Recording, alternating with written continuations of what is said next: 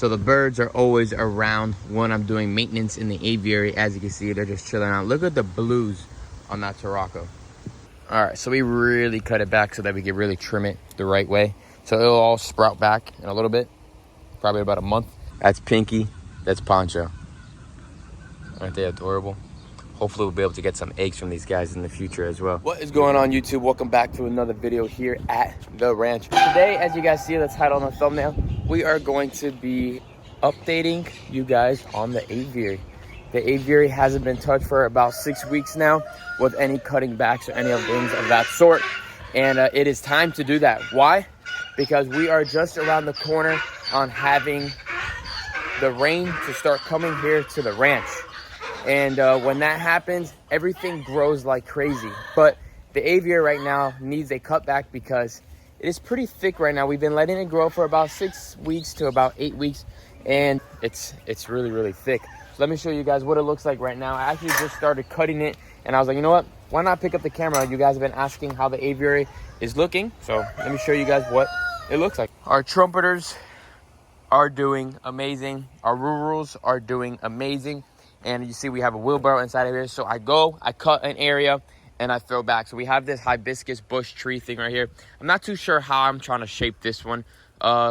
So I'm just cutting off the whole backside, because the problem is if I keep it too close to the fence, movers and bending all of them really push up against the fence line and the aviary to try to touch the trees to try to grab it and put it through like a giraffe. So I like to make sure this whole back section is really, really cut off of the fence so that it's more island in the middle. Letting it grow a little taller right here. Here we have this Green Island Ficus, and this stuff is absolutely amazing. It was sprouting a little tall right here, and I really don't like it growing too tall here. So as you guys can see, you can see the sap coming out from the branches there, because I just trimmed a little trimming over on the top right there, and I threw it over there.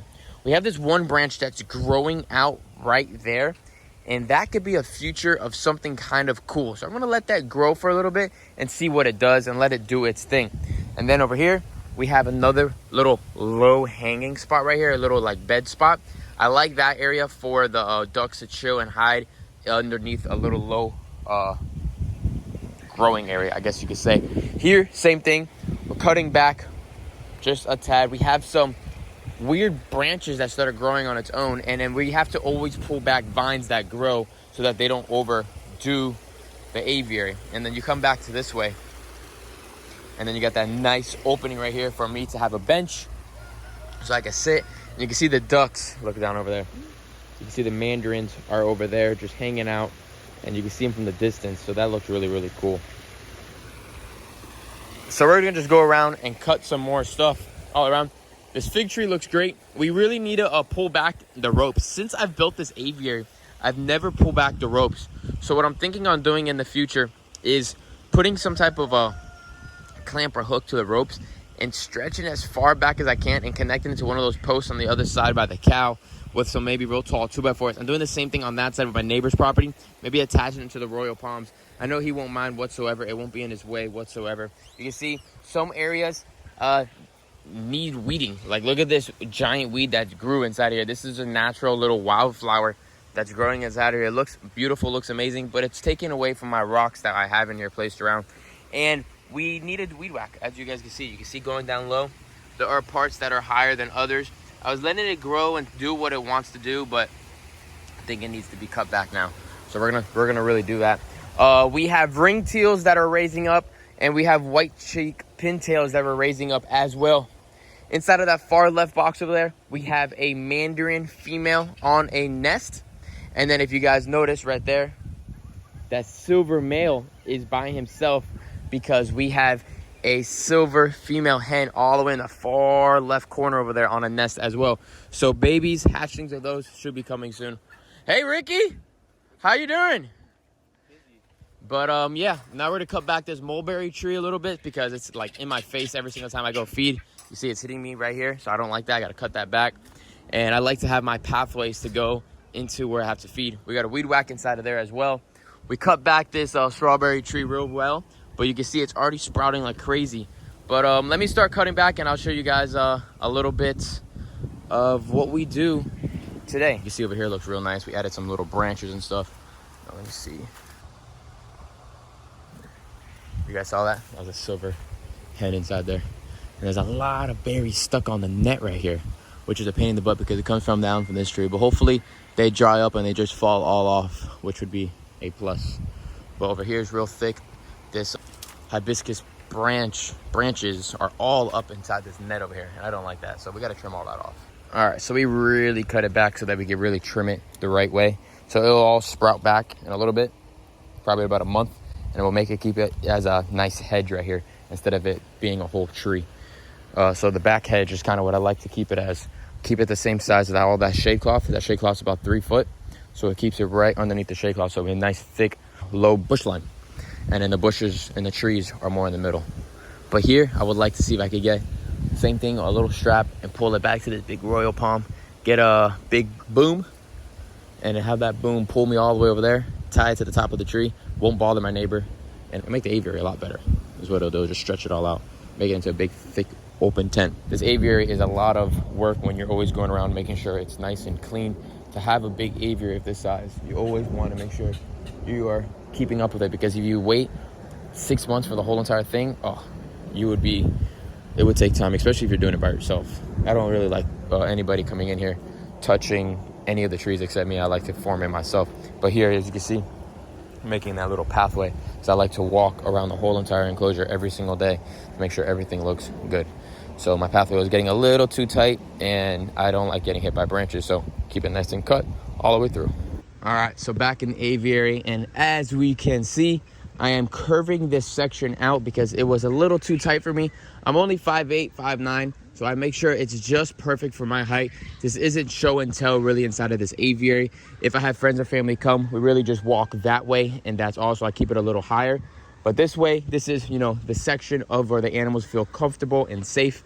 And, I might walk somebody all the way up to about this door right here so they can see the distance of the aviary.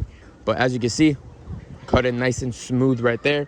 And then the strawberry tree had a bunch of little sprouts all over it, so we chopped it all there. And now I have to work my way going this way. And you can see my trail is pretty much almost gone in there, as you can see. So I'm gonna trim back all the bushes pretty good. And then I would like to trim the top all just about 1 to 4 inches down. Because again, this is where my critter fence is at. Right there, you can see it. And I don't like any of the bushes going up to this part right here, to make sure that it's all nice and secured, because everything from 4.5 to 5 foot down is a wire mesh, and that helps protect any predators from the lower spots.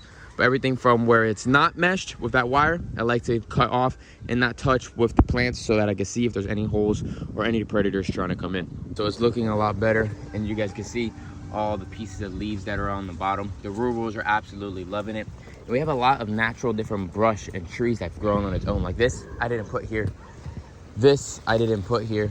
There's a bunch of different stuff inside of here that's just growing, and I didn't place it. I'm gonna show you some other stuff. There's this fern looking thing right there that looks crazy like a dinosaur, and I didn't put that there either. The Tortoises have been actually grabbing branches now and starting to look like they want to nest, so that's a really, really cool and good sign. So hopefully we'll have some eggs from the Tortoises soon. It's pretty freaking dope. Everything over here is looking absolutely amazing. Water is crystal clear. We got to go through and pick weeds out in different parts of through the bushes and stuff. But that's all different types of maintenance that we have throughout this enclosure all the time. But this section looks absolutely beautiful. I could put a fence right here going across this way, and this could be one entire enclosure on its own if I really wanted to, if I wanted to separate it up. But having one big enclosure is ideal. I love it a lot. I think it's really cool. And it's really, really beautiful. You can see the Japanese tree is starting to spread out this way, and that's kind of what I wanted. So the birds are always around when I'm doing maintenance in the aviary. As you can see, they're just chilling out. Look at the blues on that Tortoise. You're getting mad. Bouncing around. Such beautiful birds. They know this aviary so well. This is the male right here. They're starting to become very, very aggressive. See, that's how I know it's the male. Male is hand raised, and that's the female over there. But they just do their thing, gliding through this aviary. Absolutely amazing. So check out what I did over here. We got a lot of trimmings down. You see, pretty big mess down on over here. But we really cleaned it up over here. Still plenty of shade in the canopy, but we just made this middle little section right here, nice and perfect. What I'm actually doing too is letting all the little small pieces in the backside stay here so that it gives natural barrier from my neighbors when I'm taking pictures on the other side of the aviary, so that it looks like they're just in a complete jungle, but they're just right there. Look at the rurals bouncing through the waterfall. They're so funny. They go through the whole entire waterfall everywhere, jump onto logs and logs, and if they get spooked, they fly and take off. Look at that little guy.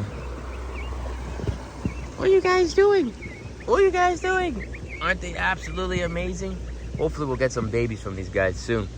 I don't think they're old enough yet, but they're just living life. I would like to get maybe another pair inside of here. Put it down in the comments. Should I get another pair of rurals inside of my aviary? I think it's more than big enough, and they'll love to just do their thing and be a little tribe inside of here. Look at the white face, tree ducks.